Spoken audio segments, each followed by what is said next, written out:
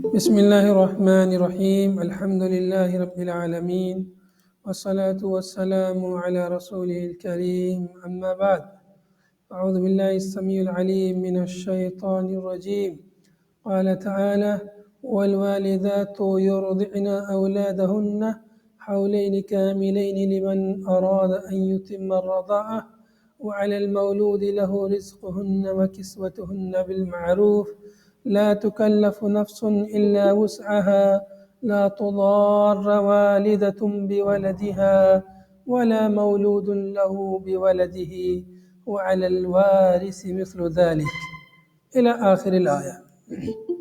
قال المفسر رحمه الله في تفسير هذه الآية والوالدات يرضعن أي ليرضعن أولادهن حولين عامين كاملين صفة مؤكدة ذلك. مؤلف فرماتے ہیں اس آیت کی تفسیر میں کہ والوالدات یرضعن، اور والدات مائیں دودھ پلائیں گی، رضاعت سے ہے، یرضعن دودھ پلائیں گی، اے لیرضعن، مؤلف نے کہا ہے کہ اس کا مطلب ہے لیرضعن چاہیے کہ وہ دودھ پلائیں۔ مطلب کیا ہوا کہ یہ آیت میں خبر دی جا رہی ہے کہ وہ عورتیں دودھ پلاتی ہیں، پلائیں گی، لیکن حکم ہے، خبر کے صیغے میں انشائیہ جملہ ہے، اس میں خبر حکم دیا جا رہا گویا کہ مائیں اپنے بچوں کو حولین کاملین 2 سال دودھ پلائیں، اولادہن اپنی اولاد کو، اولاد ولد کی جمع ہے، اس میں لڑکا اور لڑکی دونوں داخل ہوتے ہیں۔ ولد یا اولاد کے کلمے میں لڑکے اور لڑکی دونوں اس میں داخل ہوتے ہیں، بنت بھی اور ابن بھی۔ حولین، حول کی تثنیہ حولین ہے، حول یعنی سنہ، عام، سال، حولین 2 سال، کاملین اس کی صفت ہے حولین کی، صفت مؤکدۃ، صفت تاکیدی صفت ہے۔ حولین جب کہہ دیے تو 2 سال، 2 سال جب کہیں گے تو مطلب کامل 2 سال ہی، یہ مطلب تو ہے نہیں کہ جو ہے آدھا سال اور 1 سال 2 سال بولیں گے، 2 سال مطلب 2 سال پورے 24 مہینہ، اسی کی تاکید ہے کاملین، یعنی 2 سال مکمل دودھ پلائیں گی، یا یہ کہ انہیں دودھ پلانا چاہیے۔ یہ جو مدت ہے دودھ پلانے کی مدت کس کے لیے ہے؟ لمن اراد ان یتم الرضاعہ، یہ مدت اس کے لیے ہے جو چاہے کہ وہ رضاعت کو مکمل کرے۔ رضاعت دودھ پلانے کی مدت کو جو مکمل کرنے کا ارادہ رکھتا ہے اس کے لیے یہ حکم ہے، ولا زیادہ علیہ، اور اس پر زیادہ نہیں ہے، مطلب 2 سال سے زیادہ مدت رضاعت نہیں ہے۔ اس آیت سے واضح صاف طور پر معلوم ہوا کہ مدت رضاعت یعنی جس رضاعت سے حرمت ثابت ہوتی ہے، جس رضاعت کا اعتبار ہوتا ہے شرعی مسائل اور احکامات پر، وہ مدت رضاعت کتنی ہے؟ وہ 2 سال ہے۔ مفسرین نے، علماء نے ذکر کیا ہے کہ ویسے عورت اپنے بچے کو عام حالتوں میں 2 سال سے زیادہ بھی اگر ضرورت ہے تو دودھ پلا سکتی ہے۔ اگر بچہ اوپر کا کھانا نہیں کھاتا ہے اور دودھ پینے کی اسے ضرورت پڑ رہی ہے تو وہ دودھ پلا سکتی ہے اس سے بھی زیادہ، لیکن واجب جو مدت ہے اس پر اس کی وہ 2 سال کی مدت ہے، یعنی اگر بچے کو ضرورت ہے تو 2 سال تک پلانا اس کو ضروری ہے۔ لیکن یہاں جس سیاق میں یہ آیت آئی ہے وہ طلاق کا موضوع اور بیان یہاں چل رہا ہے کہ اگر کسی عورت کو طلاق دے دی جائے، وہ عورت بچے والی ہے، دودھ پلاتی ہے اپنے بچے کو، تو ایسی صورت میں جب اسے طلاق ہو گئی ہے، چونکہ بچے کا اصل مالک اس کا باپ ہے، باپ نے اس کو طلاق دے دی، اس کی ماں کو، بچے کی ماں کو، تو اب کیا ماں اپنے بچے کو دودھ پلائے گی؟ کیا اس پر واجب ہے یا واجب نہیں ہے؟ اس بارے میں یہ آیت ہے، اور اس کے اخراجات کا ذمہ کس کے اوپر ہوگا؟ بچے کی ماں کو کہ کون اخراجات دے گا، کون اس کا کھانے پینے کا ذمہ دار ہوگا جب اس کو طلاق ہو گئی ہے؟ تو اس بارے میں یہ بات ہے۔ وَعَلَى الْمَوْلُودِ، آگے اس کا ذکر آ رہا ہے طلاق والی عورت کے بارے میں۔ وَعَلَى الْمَوْلُودِ لَهُ رِزْقُهُنَّ وَكِسْوَتُهُنَّ بِالْمَعْرُوفِ، اور مولود لہو پر واجب ہے۔ مولود لہو یعنی جس کا مولود ہے، جس کا بچہ ہے۔ مولود یعنی جو چھوٹا بچہ جو ابھی پیدا ہوا ہے اس کو مولود بولتے ہیں۔ تو مولود لہو جس کا مولود ہے وہ کون ہے؟ وہ باپ ہے۔ بچے کا اصل سرپرست ذمہ دار کون ہے؟ اس کا باپ ہے۔ تو اس لیے کہا کہ وہ علی المولود لہو، مولود لہو یعنی بچے کے باپ پر ضروری ہے رزق ہننا، ان کو رزق دینا، ان کو روزی روٹی کا انتظام کرنا۔ کن کو؟ ہننا ضمیر نساء کی طرف، یہ ماں کی طرف لوٹ رہی ہے، والدات کی طرف۔ اطعام الوالدات، رزق ہننا یعنی والدات کو کھانا کھلانا۔ کن کی والدہ؟ اپنے بچے کی والدہ، اپنے بچوں کی جو والدہ ہیں ان کے لیے کھانا کھلانا بچے کے باپ پر ضروری ہے۔ وَكِسْوَتُهُنَّ، اور انہیں پہنانا یعنی کپڑے، عَلَى الْإِرْضَاءِ، رضاعت پر یعنی دودھ پلانے کے بدلے میں، اِذَا كُنَّ مُطَلَّقَاتٍ، جب وہ مطلقہ ہوں۔ بچے کی ماں جب وہ مطلقہ ہے تو دودھ پلانے کے عوض میں بچے کے باپ پر ضروری ہے کہ بچے کی ماں کو کھانے پینے کا انتظام کرے، اوڑھنے پہننے کا انتظام کرے۔ کھانا پینا اس کا رزق، اور روٹی یہ کپڑا ہے، گویا کہ روٹی اور کپڑے کا ذکر اس میں آ گیا ہے۔ تو یہ کس کے اوپر ضروری ہے؟ بچے کے باپ پر ضروری ہے کہ بچے کی ماں جس کو اس نے طلاق دے دیا ہے اس کو دودھ پلانے کے عوض میں، چونکہ اس کے بچے کو دودھ پلا رہی ہے وہ، تو بچے کو دودھ پلا رہی، اس کے عوض میں اس کے لیے کھانے پینے کا اور اوڑھنے پہننے کا انتظام کرے، بالمعروف، بھلائی کے ساتھ، مطلب بقدر طاقتہ، جتنی اس میں طاقت ہے، طاقت کے بقدر جتنی استطاعت ہے۔ ایسا نہیں کہ اس کی استطاعت تو کم ہے اور اس کی ماں، بچے کی ماں زیادہ کا مطالبہ کرے۔ جتنی اس کے اندر طاقت ہے، جیسا خود کھاتا پیتا اوڑھتا پہنتا ہے ویسا ہی بچے کی ماں کو بھی کھلائے پلائے اڑھائے پہنائے۔ لا تکلف نفس الا وسعها، ہے کسی نفس کو اس کی طاقت سے زیادہ مکلف نہیں کیا جاتا۔ لا تکلف نفس، اب اس کے اندر طاقت جتنی ہے، دال چاول کھاتا ہے بیچارہ، اب اس کی بیوی ہے یا اس کے بچے کی ماں، بیوی تو اب نہیں رہی اس کی، وہ اس کے بچے کی ماں اب وہ مرغ مسلم چکن اور مٹن کا مطالبہ کرے ہر وقت، تو یہ درست نہیں ہے، یہ معروف نہیں ہے۔ ہاں اگر وہ بھی بچے کا باپ بھی چکن مٹن کھاتا ہے، مرغ مسلم کھاتا ہے، تو پھر اس کی ماں کا بھی حق بنتا ہے ویسا ہی کھانے کا۔ تو کسی نفس کو اس کی وسعت سے، اس کی طاقت سے زیادہ مکلف نہیں کیا جاتا، مکلف اسے نہیں کیا جائے گا۔ لا تضار والدۃ بولدها، اور بچے کی جو ماں ہے اس کو بھی نقصان نہیں پہنچایا جائے گا۔ تو یہ جو لفظ لا تکلف نفس الا وسعها، اس میں گویا کہ بچے کے باپ کا حق بیان ہو گیا ہے کہ اس کو طاقت سے زیادہ مکلف نہ کرو، زیادہ مطالبہ نہ کرو، جتنی طاقت ہے اتنا ہی اس سے مانگو۔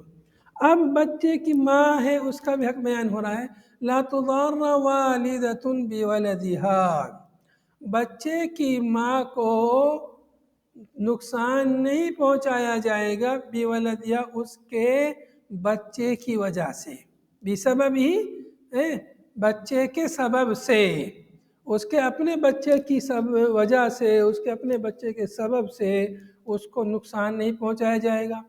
کیسے نقصان نہیں پہنچایا جائے گا؟ بِأَن تُكْرَهَ عَلَىٰ إِرْضَاعِهِ إِذَا امْتَنَعَتْ، اس طور پر کہ اس کو مجبور کیا جائے دودھ پلانے پر جب وہ منع کر دے۔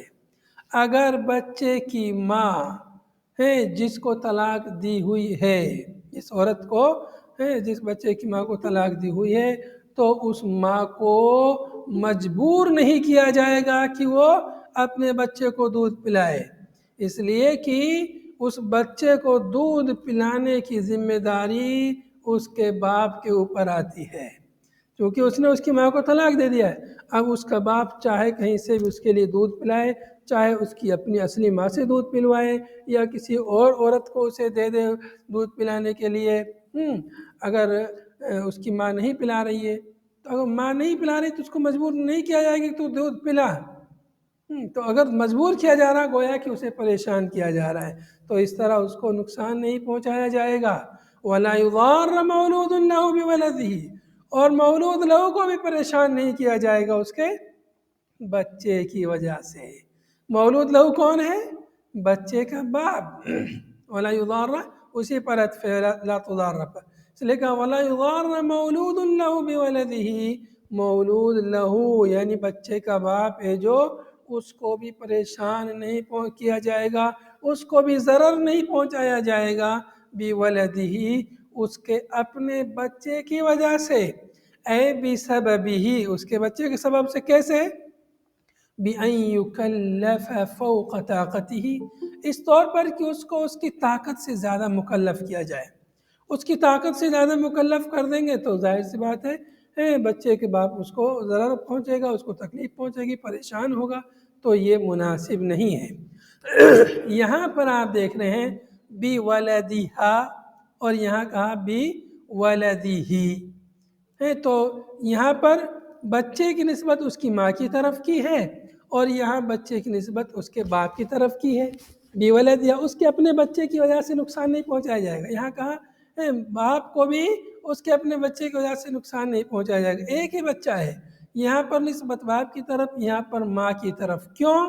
کہہ رہے مؤلف وَإِضَافَةُ الْوَلَدِ إِلَىٰ كُلٍّ مِّنْهُمَا فِي الْمَوْضِعَيْنِ لِلْإِسْتِعْطَافِ، دونوں جگہوں میں، دونوں جگہ یہاں پر بِوَلَدِهَا اور یہاں بِوَلَدِهِ، دونوں جگہوں میں بچے کی ولد کی اضافت ان میں سے ہر ایک کی جانب کیوں ہے؟ لِلْإِسْتِعْطَافِ، استعطاف کے لیے ہے۔ استعطاف یعنی شفقت کے لیے، مہربانی کے لیے، ہمدردی کے لیے، رحم کی درخواست کے لیے، کہ ایس بچے کی ماں ہے، آخر اس بچے کو تو نے پیدا کیا تو دودھ پینے سے منع کیسے کرے گی؟ اس لیے تاکہ وہ اپنے بچے پر رحم کھائے، اپنے بچے کو دودھ پلائے، اس وجہ سے اس کی، اور یا یہ کہ بچے کی وجہ سے اس کی ماں کو نقصان نہ پہنچایا جائے، تو اس لیے بچے کی نسبت ایک طرف اس کی ماں کی طرف کی گئی ہے، اور جب بیان اس کے والد کا آیا تو بچے کی نسبت اس کے باپ کی طرف کی گئی ہے، کہ ہر کوئی اپنے بچے کا خیال رکھے، ماں بھی اپنے بچے کا خیال رکھے اور باپ بھی اپنے بچے کا خیال رکھے، چونکہ بچہ جس پوزیشن میں ہے ابھی وہ بہت خطرناک پوزیشن ہے، اس کی ماں کو طلاق ہو گئی ہے، ہو سکتا ہے ماں بھی انکار کر دے اور باپ کو بھی کوئی پرواہ نہ رہے، تو بچے کا کیا بنے گا؟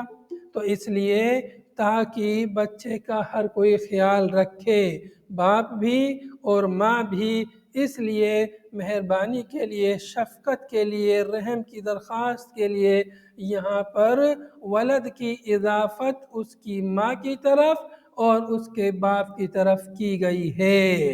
وَعَلَى الْوَارِثِ مِثْلُ ذَلِكَ، اور اگر بچے کا باپ نہیں ہے تو یہاں پر مسئلہ بیان ہوا کہ اگر کسی بچے کی ماں کو طلاق ہو گئی ہے تو اس ماں کا کھانا پینا، اس کو طلاق ہو گئی ہے نا، اب اس کے پاس بچہ ہے تو ظاہر سی بات ہے وہ کہیں دوسری جگہ بھی شادی نہیں کر رہی ہے بچے کی تربیت کی وجہ سے وغیرہ وغیرہ، تو اس کو کھانا پینا کون دے گا؟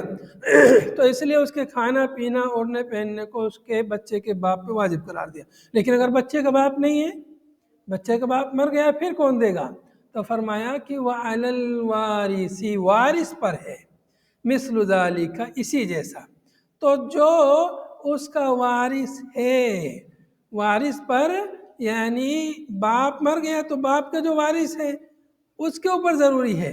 اب باپ کا وارث کون ہے؟ باپ کا وارث ظاہر سی بات ہے اس کے بچہ ہے، لیکن بچہ چھوٹا ہے، ہو سکتا ہے اس کے اور بڑے بچے بھی ہوں، ہو سکتا ہے کہ اس بچے کے اور اولیاء ہوں۔ تو اس لیے فرمایا وَعَلَى الْوَارِثِ، وارث پر بھی اسی جیسا واجب ہے، یعنی کھانا پینا اوڑھنا پہننا یہ دینا عطا کرنا بچے کی ماں کو یہ ضروری ہے۔ اب علی الوارث اے وارث الابی، باپ کا وارث، وہ سبی، اور وہ بچہ ہے، باپ کا وارث وہی بچہ ہے، چھوٹا بچہ، ہو سکتا ہے اور بھی بچے ہوں اس کے، لیکن اگر اور بچے نہیں تو وہی بچہ اس کا وارث ہے۔ اب چھوٹا بچہ ہے وہ کیا دے گا اپنی ماں کا خرچہ؟ تو اس لیے فرمایا اے علی ولیہ فی مالہ، یعنی اس کے ولی پر واجب ہے، فی مالہ، اس کے مال میں۔ تو بچے کا جو ولی ہے، بچے کا ولی ہو سکتا ہے بچے کا چچا ہو سکتا ہے بچے کا دادا ہو سکتا ہے کوئی اور ہو۔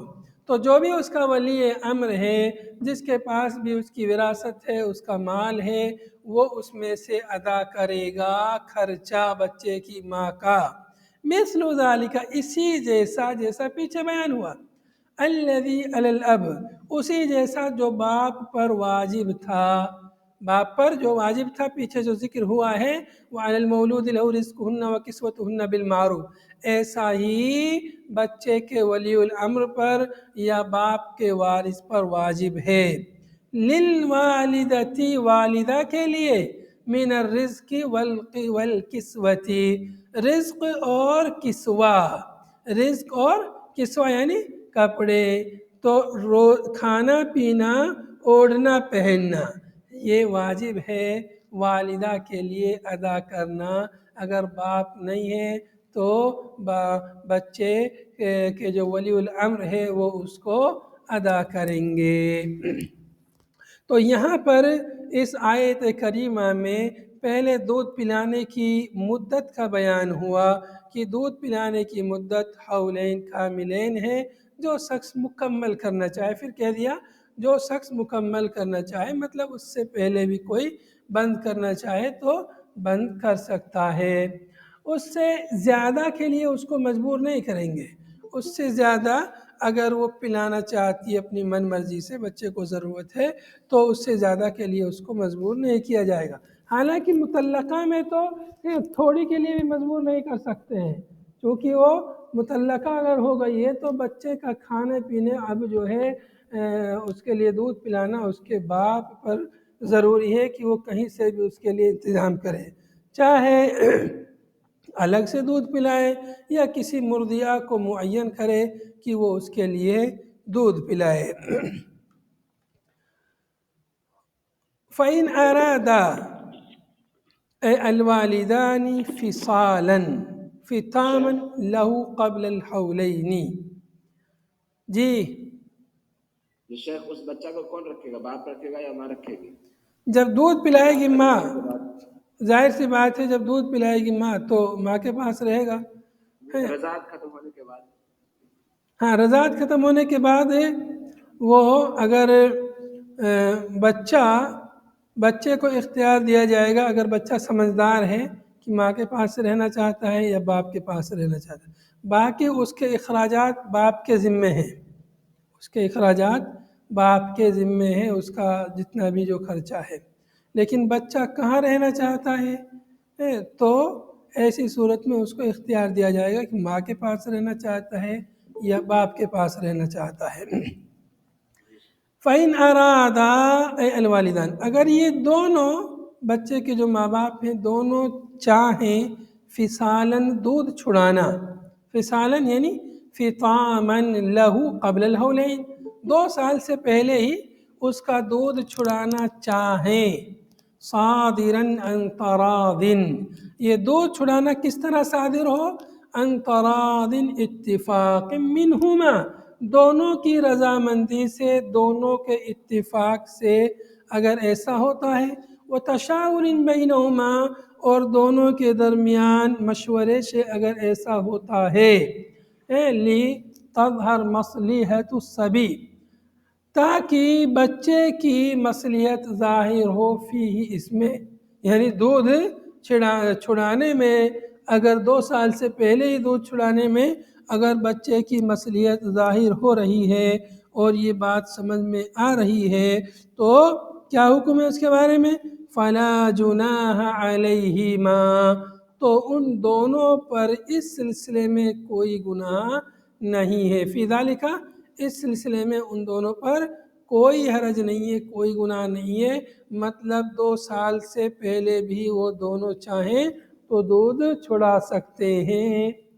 وَإِنْ أَرَدْتُمْ، اور چونکہ یہ جملہ ایک طرح سے تاکید ہے، پہلے جملے میں کہہ دیا لمن اراد ان یتم الرضاع، یہ حکم حولین کاملین کا جو حکم ہے یہ اس کے لیے جو رضاعت کو مکمل کرنا چاہیں، مکمل نہیں کرنا چاہتے ہیں، اپنے دونوں مشورے سے، دونوں کی رضامندی سے پہلے ہی دودھ چھڑانا چاہ رہے ہیں تو اس میں کوئی حرج نہیں ہے۔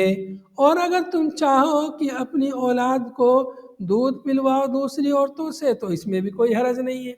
وَإِنْ أَرَدْتُمْ خطاب للآباء، یہاں پر خطاب آبا سے ہے، جو بچوں کے باپ ہیں ان سے خطاب ہو رہا ہے کہ اگر تم یہ چاہو کہ ان تسترضعوا اولادکم، کہ تم اپنی اولاد کو دودھ پلواؤ، تسترضعوا یعنی مراضع غیر الوالدات، والدات کے علاوہ دیگر دودھ پلانے کی جو جگہ ہیں، جو مرضیہ عورتیں ہیں جو دودھ پلاتی ہیں، جو رضاعی مائیں جو یہ کام کرتی ہیں، دائی جو رہتی ہیں، ان سے اگر دودھ پلوانا چاہو فلا جناح علیکم فی، تو اس میں بھی تم پر کوئی گناہ نہیں ہے۔ مطلب یہ ہے کہ اگر تم ان کی ماں سے دودھ نہ پلوا کر کے کسی اور سے دودھ پلوانا چاہو تو اس میں بھی یہ بھی تمہارے لیے جائز ہے، اس میں بھی کوئی حرج کی بات نہیں ہے۔ تو دودھ پلوانا چاہو اپنی اولاد کو والدات کے علاوہ کسی دوسری مرضیہ سے، کسی دوسری انا سے، کسی دوسری ماں سے، کسی دوسرے بچے کی ماں سے، تو اس میں بھی کوئی حرج نہیں ہے۔ کب ایسا ہوگا؟ اذا سلمتم الیہن، جب تم سونپ دو ان کے لیے، ان عورتوں کے لیے جن سے دودھ پلوا رہے ہو، ما آتیتم ای اردتم ایتاءہ لہن من الاجرت بالمعروف، جب تم دے دو ان عورتوں کے لیے وہ ما آتیتم جو تم دینا چاہو، اے اردتم ایتاءہ جو انہیں تم دینا چاہو، من الاجرت اجرت میں سے، جو کچھ بھی اجرت تم انہیں دینا چاہتے ہو جب تم انہیں دے دو، بالمعروف بھلائی کے ساتھ، بالجمیلی کطیب النفس، بھلائی کے ساتھ، اچھائی کے ساتھ، طیب نفس کے ساتھ، خوش اسلوبی کے ساتھ، خوش دلی کے ساتھ جو انہیں تم دے دو تو اس میں کوئی حرج نہیں ہے۔ تو بچے کے دودھ پلانے کے لیے اجرت، جو دودھ پلا رہی ہے اس کے لیے اجرت دینے میں کوئی حرج نہیں ہے، بلکہ ان کے لیے اجرت دینی چاہیے۔ تو جیسا کہ وہ یہاں پہ سمجھ میں آ رہا ہے کہ اذا سلمتم ما آتیتم بالمعروف، جب تم سونپ دو ان عورتوں کے لیے، دے دو، تسلیم کر دو جو بھی تم دینا چاہو، بالمعروف بھلائی کے ساتھ میں، تو یہ دینا کیسے ہو؟ بھلائی کے ساتھ۔ اب اس میں کیا ہے؟ بالجمیلی کطیب النفس، بالجمیل یعنی اچھے اسلوب کے ساتھ میں، طیب نفس کے ساتھ، خوش دلی کے ساتھ، اچھے انداز میں ان کے لیے دے دو، اس میں کوئی حرج نہیں ہے۔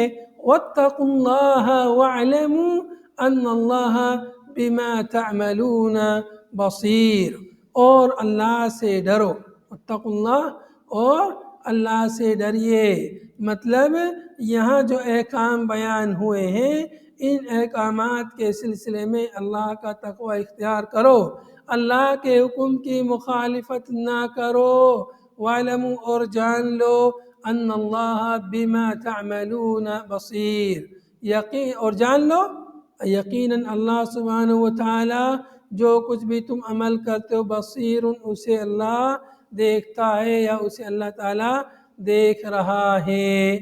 لا یخفی علیہ شیء منہ، اس پر کوئی بھی چیز مخفی نہیں ہے۔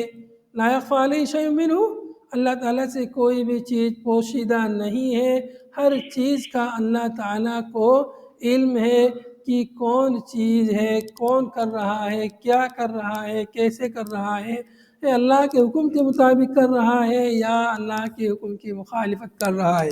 گویا اس میں تحدید ہے، وارننگ ہے کہ جان لو، یہ بات سمجھ لو کہ اللہ کو سب پتہ ہے۔ یہ نہ سوچنا کہ اللہ کو پتہ نہیں ہے، تم جو چاہو کر لو، عورتوں کو پریشان کرو، بچے کی ماں کو پریشان کرو، اس کی اجرت دو نہ دو، اس کے نفقہ دو یا نہ دو۔ اس سلسلے میں اللہ سے ڈریے، اللہ کا تقوی اختیار کیجئے، اللہ کے حکم کی اطاعت و فرما برداری کیجئے۔ اللہ کو سب پتہ ہے جو کچھ بھی تم کر رہے ہو۔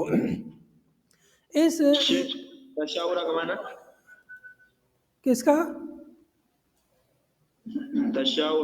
تشاور کا مطلب ہے ایک دوسرے سے مشورہ کرنا۔ تشاور مشورہ سے ہے، وَتَشَاوُرٍ بَيْنَهُمَا، اور دونوں کے مشورے سے، دونوں کی رضامندی سے، دونوں کے اتفاق، یعنی میاں بیوی یا یوں کہیں کہ بچے کے ماں باپ والدین، چونکہ وہ میاں بیوی تو نہیں ہے، طلاق ہو گئی ہے، تو اگر یا طلاق نہیں ہوئی ہے میاں بیوی یہ پہلے ہی چھڑانا چاہتے ہیں، دونوں رضامندی سے چھڑا سکتے ہیں۔